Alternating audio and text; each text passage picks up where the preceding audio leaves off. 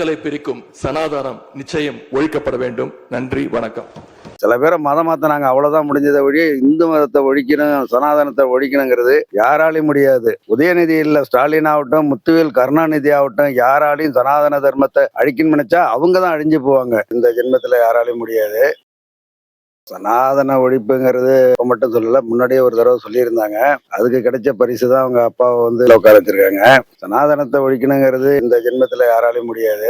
சனாதனங்கிறது வந்து இன்னைக்கு நேத்திக்கு வந்ததில்ல, வந்து நம்மளுடைய வாழ்வியல் முறை வந்து நம்ம இந்தியாவுல வந்து பிறந்த அத்தனை பேருடைய வாழ்வியல் முறை தான் வந்து சனாதன இந்து தர்மங்கிறது வந்து. அதை எத்தனையோ இஸ்லாமியர்கள் வந்து படையெடுத்து வந்தாங்க, அவங்களாலேயே ஒன்றும் பண்ண முடியல. எத்தனையோ கோயிலை இடிச்சாங்க, எவ்வளவோ கொள்ளை அடிச்சுட்டு போனாங்க.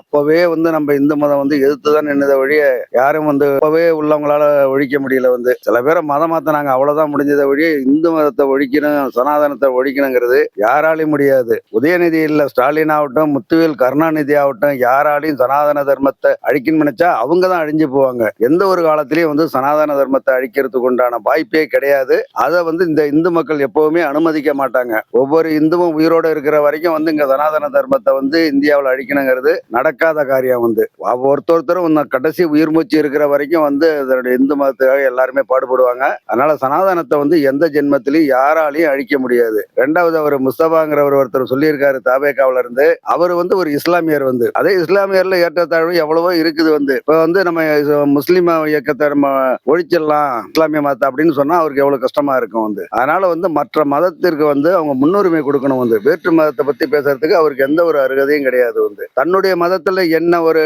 ஏற்றத்தாழ்வு இருக்கோ, என்ன குறைகள் இருக்கோ அதை தான் அவங்க நிவர்த்தி செய்யணும். நம்ம மதத்திலும் சில ஏற்றத்தாழ்வுகள் இருந்திருக்கலாம், குறைகள் இருந்திருக்கலாம். அதெல்லாம் நம்ம இயக்கத்தை, நம்ம இந்து மதத்தை சேர்ந்தவங்களே வந்து அதை சரி பண்ணிக்கிட்டு வராங்க. வந்து அதனால வேறொருத்த வந்து சொல்லிதான் இந்து மதத்துல வந்து ஏதாவது மாத்திக்கணும் அப்படிங்கிறது எதுவும் கிடையாது. எத்தனையோ வந்து நம்ம மக்கள் வந்து நம்மளுடைய நல்ல படித்த பெரியவர்கள் வந்து நம்ம மதத்துல வந்து எவ்வளவோ வந்து அதை மூட நம்பிக்கையை ஒழிச்சு இன்னைக்கு வந்து நல்ல விதமா கொண்டுட்டு வந்துட்டு இருக்கிறாங்க. வந்து அதனால வந்து வேற யாரும் சொல்லி நம்ம வந்து அதை மாத்தணும் அதை அப்படிங்கிற ஒரு அவசியம் யாருக்கும் கிடையாது. வந்து நம்ம முன்னோர்கள் நிறைய பேர் வந்து இதுக்காக பாடுபட்டு இருக்கிறாங்க.